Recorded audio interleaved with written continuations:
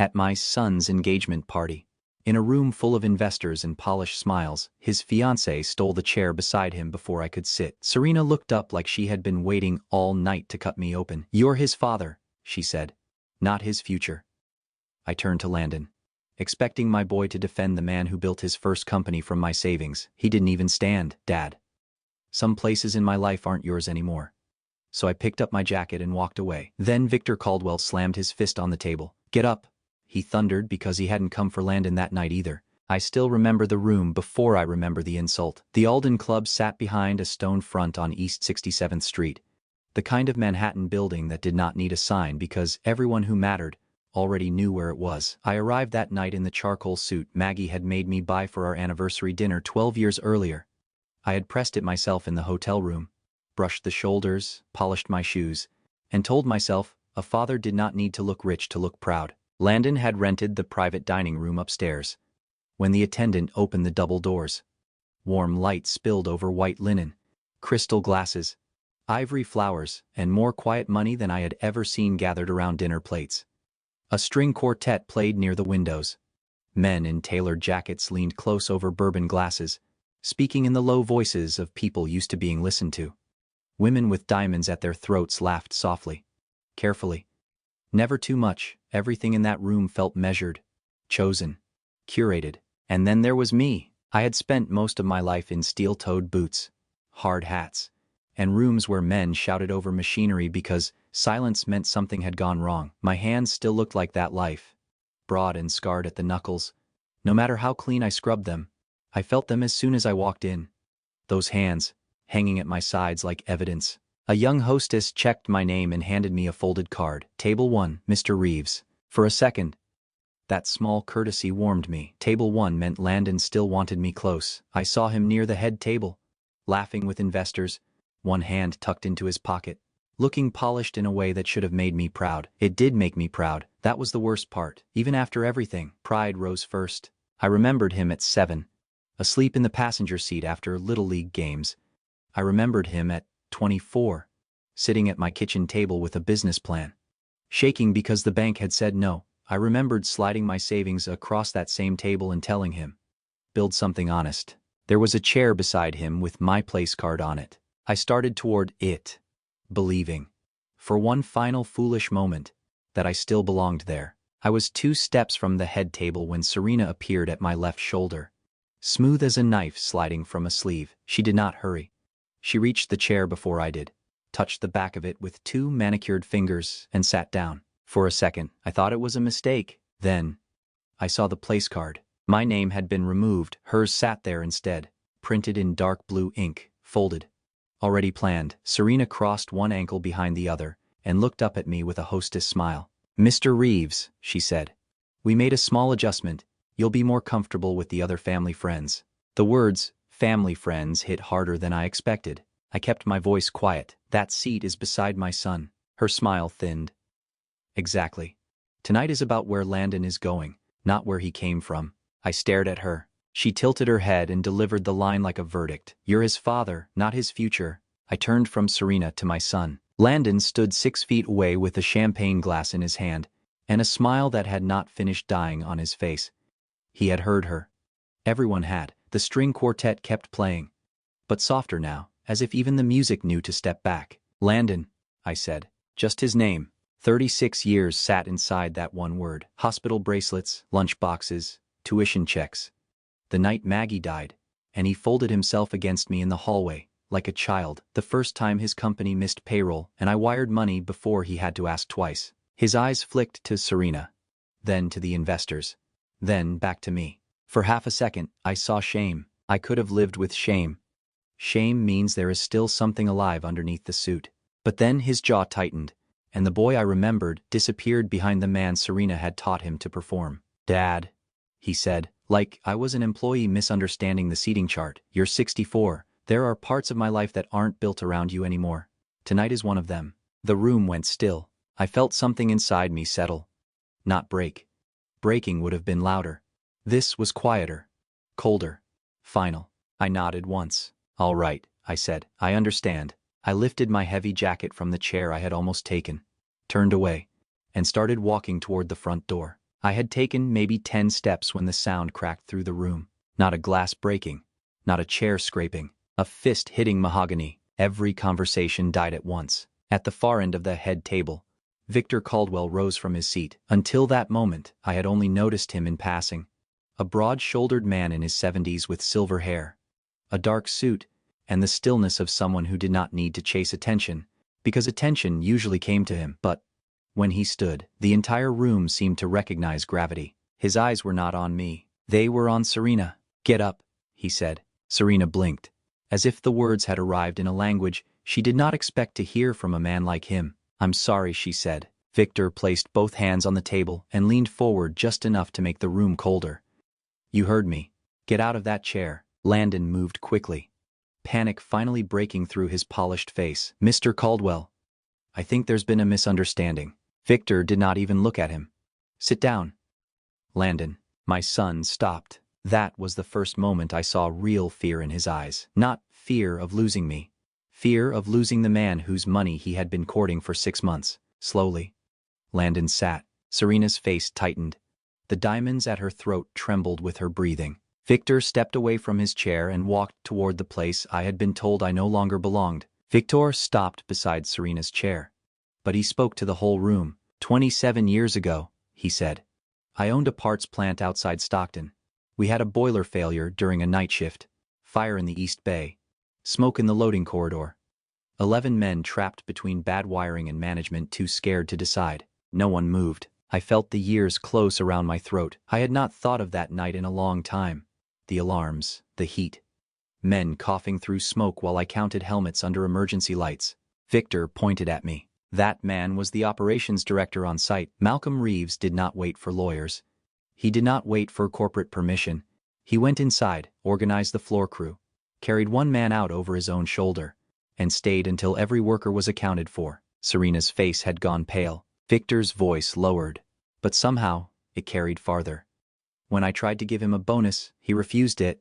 When I offered him a promotion, he told me he already had a son at home who needed him more than my company did. A murmur moved through the room. Landon stared at the table. And that son, Victor continued, is the man sitting here tonight pretending his father is an inconvenience. The words landed harder than any shout. Victor turned fully toward Landon now. I know how Northline Systems started. I know about the first loan from Malcolm's savings. I know about the warehouse clients he brought you because they trusted his name before they had any reason to trust yours. I know about the months he worked without a paycheck, reading contracts at midnight, calling plant managers at dawn, holding your company together while you learned how to sound like you had built it alone. Landon's mouth opened, but no sound came. Victor looked back at Serena. So when you move that man out of his chair, understand what you are moving. Not an old father, not a sentimental burden. You are moving the foundation underneath the very success you dressed up for tonight. Then he looked at me. And the room finally saw me clearly. Then Landon stood so fast his chair scraped against the floor. Dad, he said, his voice cracking now, stripped of polish. Please, sit down. He pulled the chair back for me with both hands, as if that simple motion could rewind the last 5 minutes. Serena remained standing beside it, rigid and humiliated. But I was no longer looking at her. I looked at my son. I saw panic. I saw regret. Maybe even love, but all of it had arrived after another man reminded him what I was worth. I shook my head. When it takes a stranger to tell you I'm your father, I said, that chair doesn't mean anything anymore. I turned to Victor. Thank you. Then I walked out. The cold outside the Alden Club hit me hard, and I welcomed it. After the heat of that room, after the candles, the perfume, the violence of rich people pretending not to stare, the November air felt honest. It did not flatter me. It did not pity me. It just cut through my coat and made me breathe. I stood under the awning with my jacket over one arm, watching light glow from the second-floor windows. Shapes move behind the glass. Guests shifting, heads leaning together. 100 people turning my pain into tomorrow morning's story. My phone buzzed before I reached the curb. Landon. I looked at his name until the screen went dark, then slipped the phone into my pocket. The doorman asked if I wanted a car. I told him I needed a minute. Victor Caldwell and I had met in 1999, on the worst night of my working life. I was operations director at a parts plant outside Stockton, when a boiler line ruptured during shift. Steam filled the East Bay. A fire started near the loading corridor. One supervisor froze, Another started yelling for paperwork while men were still inside. I remember the heat on my face. I remember counting helmets under emergency lights. I remember dragging Eddie Marquez, 200 pounds of stubborn foreman, across wet concrete while he cursed me for ruining his boots. By the time Victor arrived, his shirt sleeves were rolled up before he asked my name. "What do you need?" he said. Not, "Who's responsible?" Not, "How bad is this for the company?" Just that. We worked until dawn, after the last man was accounted for. Victor offered me money, then a promotion, then a job that would have changed everything. I refused all three. Maggie was sick that year, and Landon was 8. Still young enough to believe I could fix anything by walking through the front door. Victor never forgot. We had dinner once or twice a year after that. Usually in plain places between our two lives, Bakersfield diners. Hotel restaurants near airports. Roadside steakhouse where the waitress called him honey and he liked it. I talked about Landon every time. His science fairs, his college applications, the first logo he drew for Northline Systems on a napkin at my kitchen table. The night he asked for seed money and tried not to let me see his hands shaking. I told Victor because I was proud, not because I wanted credit. That was the part that hurt now. For years, I had been giving my son a witness without knowing it. Every sacrifice I thought was private had been heard by one man, powerful enough to recognize what Landon had tried to erase. The club door opened behind me, spilling music onto the sidewalk, then closed again. I looked up at the windows one last time. Somewhere inside, my son was learning that the past does not disappear just because you stop inviting it to dinner. Then I stepped into the street and raised my hand for a cab. I flew back to California the next morning on the first flight out of JFK. By early afternoon, I was standing in my kitchen on Arden Grove Avenue, still wearing the same suit. Tie loosened, suitcase by the door. The house felt too quiet. Maggie used to say an empty house had a sound if you were lonely enough to hear it. That afternoon, I heard it everywhere. In the refrigerator humming, in the floorboards settling, in the chair across from me, where Landon had once sat with a notebook full of ideas and no money to make any of them real. I had poured coffee I did not want when my phone rang. "Frank Delaney, you home?" he asked. "Just got in." "Then sit down." I did. Frank had spent 30 years around money men, lenders, private investors, and corporate people who smiled with their teeth while counting exits behind their eyes. If something was moving through that world, Frank usually heard about it before the ink dried. "There's an investor deck circulating for Northline Systems," he said. "Polished, expensive, very clean." My hand tightened around the mug. "And it describes Landon as a self-made founder.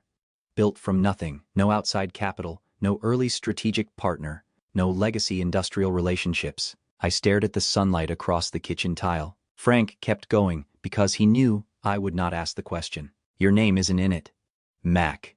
Not once. For a moment, all I could hear was the refrigerator. Not the loan. Not the clients I had called. Not the nights I had sat beside Landon correcting contracts after midnight. Not the $280,000 I had taken from savings Maggie and I built dollar by dollar. Erased. I stood and looked toward the cabinet above the pantry, where a metal document box waited behind tax returns. "Frank," I said, "I'll call you back." The metal box was heavier than I remembered. I set it on the kitchen counter and brushed dust from the lid with my thumb. Maggie had bought it years ago after a pipe burst in the garage and soaked half our tax records. "Important things need a dry place," she had said. I turned the key. Inside were folders I had not touched in almost 3 years. The first held the promissory note Landon signed for $280,000, with my name as lender and his as borrower. Behind it was the renewal addendum, signed 18 months later, keeping the debt alive longer than Serena's people had apparently understood. The next folder mattered more. Northline Systems LLC operating agreement. I opened it slowly. There it was in black ink: Malcolm Reeves, silent partner, 12% ownership interest, rights to financial disclosure, profit distribution, and notice of material business activity. Landon's signature sat beside mine on the last page. That same left-leaning loop he had used since middle school. I stood there for a long time. They had found the loan. Maybe they had even planned to pay it off and call me erased. But debt and ownership were not the same thing. Serena had mistaken my quiet for weakness. Landon had mistaken my patience for surrender. And in that box, under my own roof, was the proof neither of them knew still existed. Thomas Baird had been my attorney since before Landon knew the difference between revenue and profit. His office sat above a pharmacy in Glendale. 2 rooms. Old carpet. No marble. No receptionist trained to make ordinary men feel small. That was why I trusted him. I arrived at 8 the next morning with the metal box under my arm. Thomas looked up from his desk, saw my face, then saw the box. "That kind of morning?" he asked. "That kind of life," I said. He did not smile. He simply cleared space on the desk and opened a yellow legal pad. I laid out the promissory note, the renewal addendum, the operating agreement, and every email Landon had sent when Northline was still a dream held together by caffeine and fear. Thomas put on his glasses. "All right," he said. "Let's see what your son forgot." Thomas read for 40 minutes without speaking. That was one of the things I respected about him.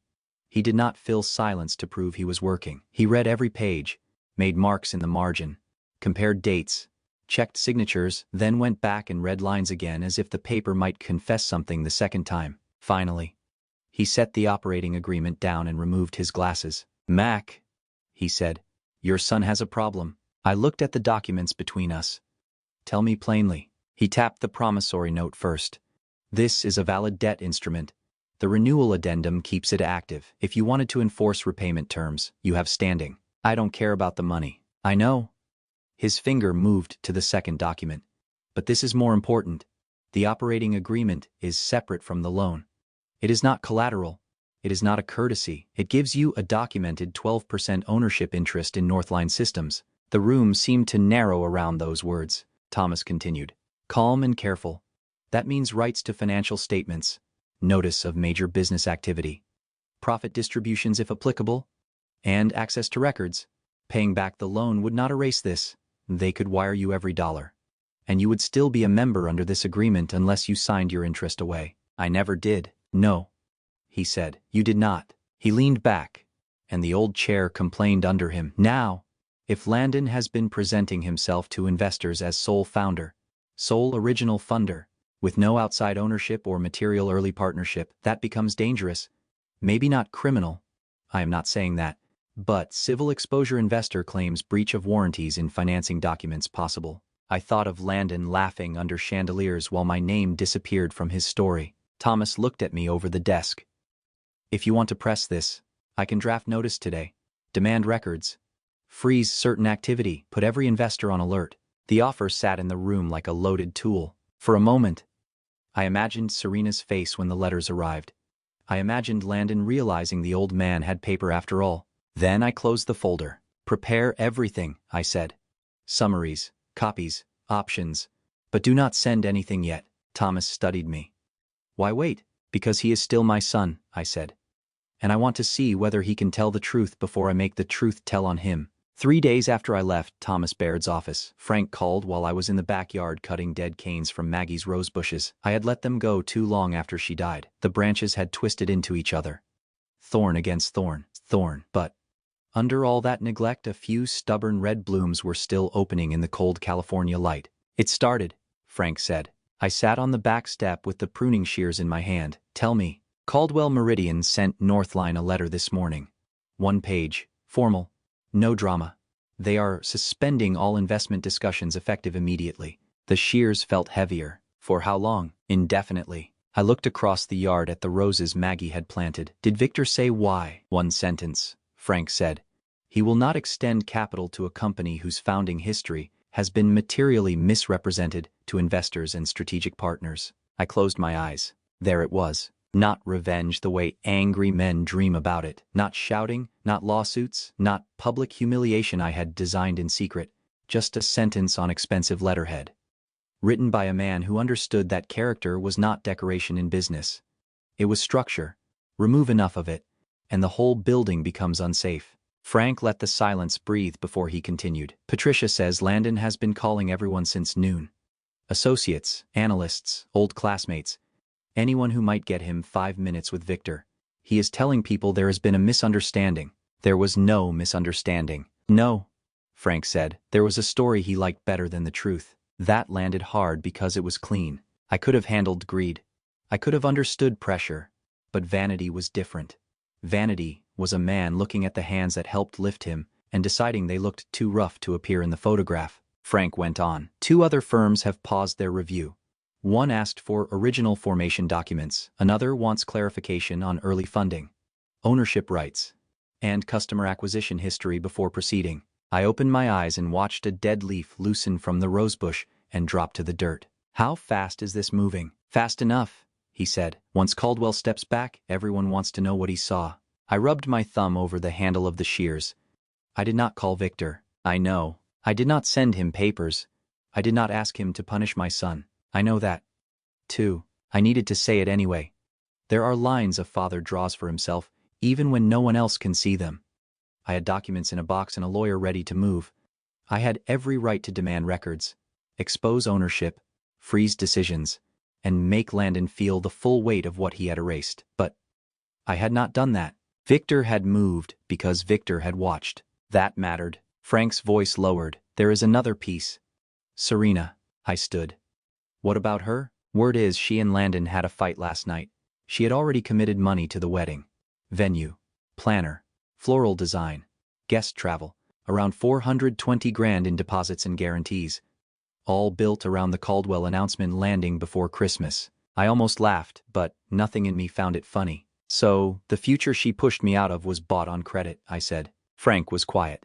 The sun dropped behind the fence, turning the yard gold. I looked at Maggie's roses, cut back to living wood, and felt no triumph.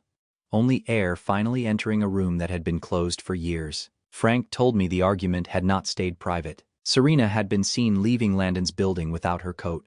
Phone pressed to her ear, face white with rage under the lobby lights. By morning, the planner was calling vendors, asking which deposits could still be delayed. The florist wanted payment. The photographer had a cancellation clause. The Alden Club required another guarantee before releasing the larger ballroom for the wedding. All of it had been built on one assumption: Victor Caldwell would announce his investment before Christmas, and Serena would walk into marriage attached to a man the financial world had already crowned. Now that crown was slipping. She's blaming him, I asked. Frank snorted.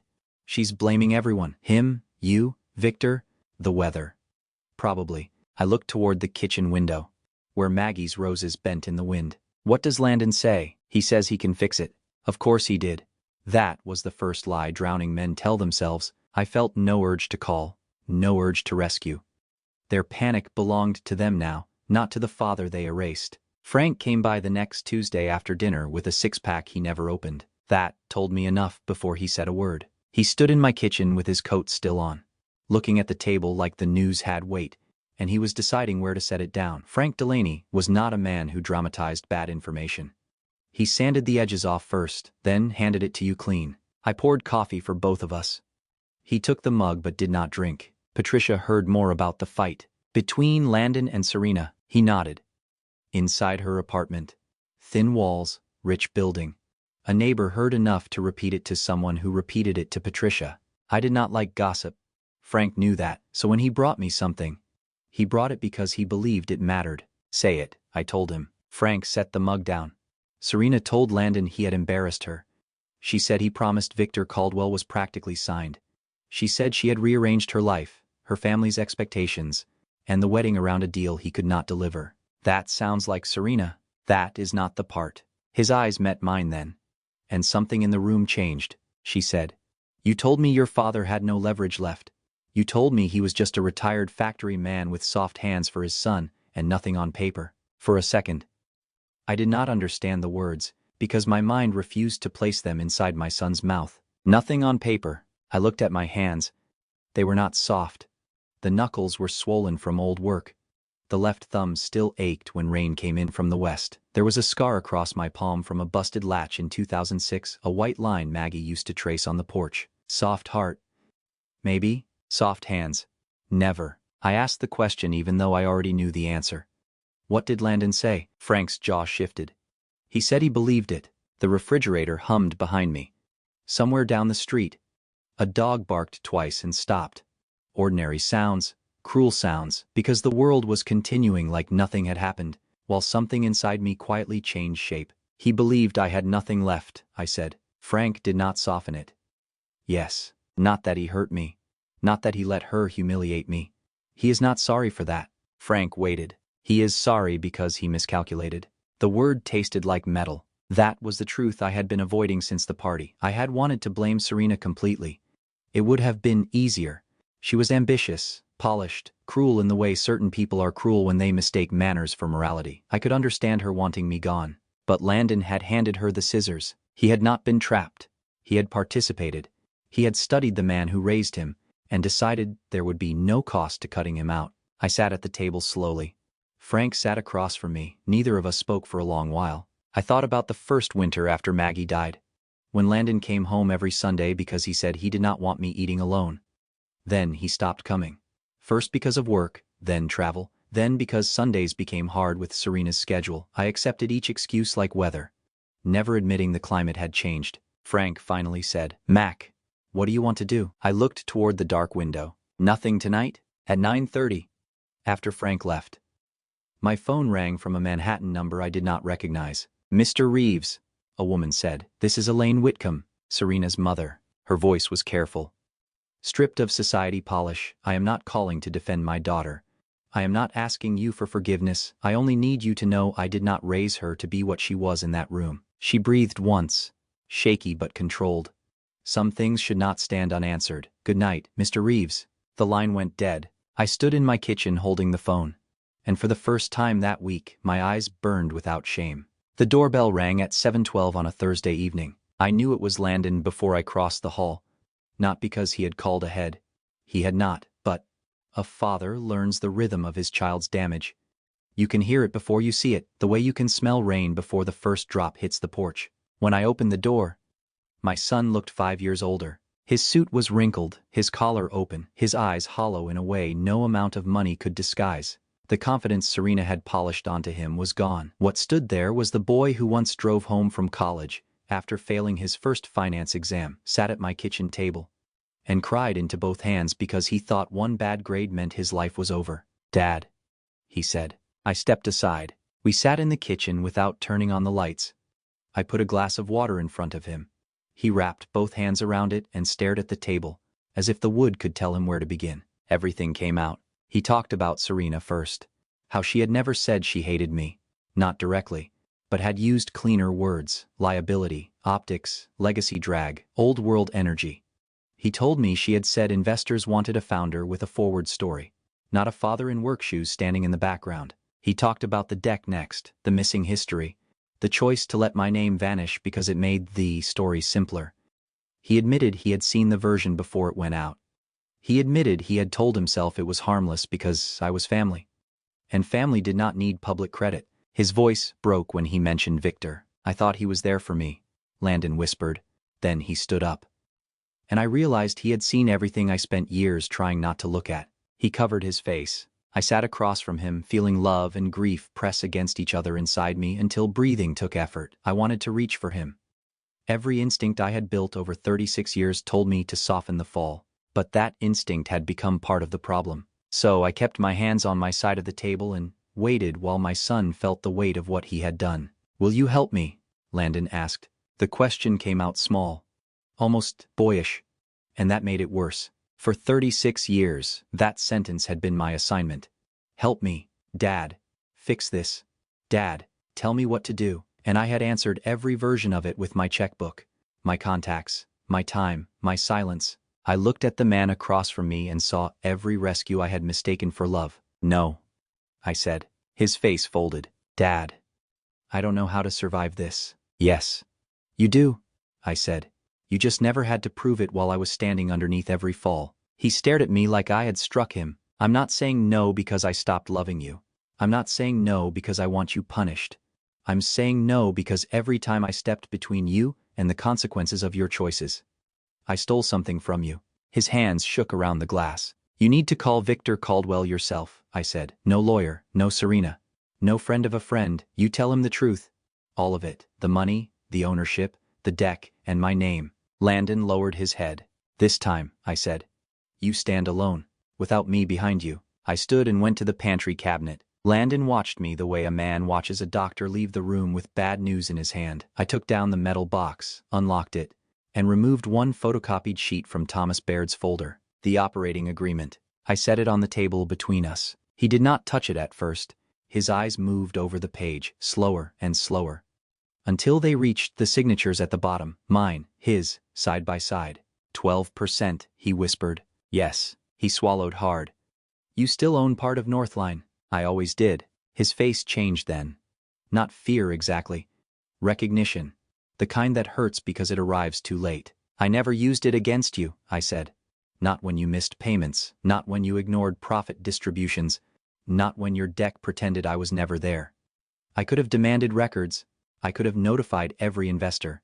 I could have made your life very difficult with one letter. His eyes lifted to mine. I am not going to do that tonight, I said. But I am done pretending this paper is imaginary just because the truth makes you uncomfortable. Landon's hand finally moved. He picked up the copy with both hands, and they shook so badly the paper trembled. Why are you giving this to me? Because you need to walk into Victor's office knowing exactly what is real. Not what Serena wanted real. Not what investors liked hearing. Real. He folded the page carefully and put it inside his jacket. I'm sorry, he said. The words were quiet. Stripped bare. I nodded once. I believe you. Relief flashed across his face. But sorry is not a rescue, I said. It is a beginning. What you build from it is yours. 2 weeks after Landon left my kitchen with that folded agreement in his jacket, I signed papers to sell the house on Arden Grove Avenue. I did not make a speech to the rooms. I did not walk around touching walls like a man in a movie saying goodbye to ghosts. I packed what mattered: Maggie's recipe box, 2 framed photographs, my work boots, the metal document box, and the coffee mug Landon had made me in 3rd grade with the handle shaped wrong. Everything else was weight. Lake Arrowhead was colder than Pasadena and quieter in a way my body did not trust at first. The cabin sat above the water, small enough that I could hear the floorboards answer me when I crossed from the bedroom to the kitchen. The realtor called it modest. I called it honest. On my 2nd morning there, I bought a 1996 Chevy Silverado from a retired mechanic in San Bernardino. The paint was blue-gray, faded on the hood, with a scratch along the passenger door. Maggie would have loved it. She used to point at that color in October skies and say God mixed it when he was feeling merciful. The first morning, I woke in that cabin. I lay still before sunrise and listened to the lake move below the trees. For once, my first thought was not Landon. It was coffee, cold air, the truck keys on the counter, and the strange, unfamiliar feeling that my life still belonged to me. Frank came up the first Saturday in December, with 2 fishing rods and a thermos of coffee strong enough to strip paint. We sat in a rented, aluminum boat near the quiet side of the lake, our lines cutting small angles into the water. For nearly an hour, neither of us mentioned Landon. Then Frank said, "Do you regret not going back in?" I watched the mountains behind the water. "Into the club. Into all of it," he said, calling Victor, cleaning up the deck, saving him one more time. The old answer rose first, the father answer. Of course, I regretted letting my son hurt, but it was no longer honest. I regret that it came to this, I said.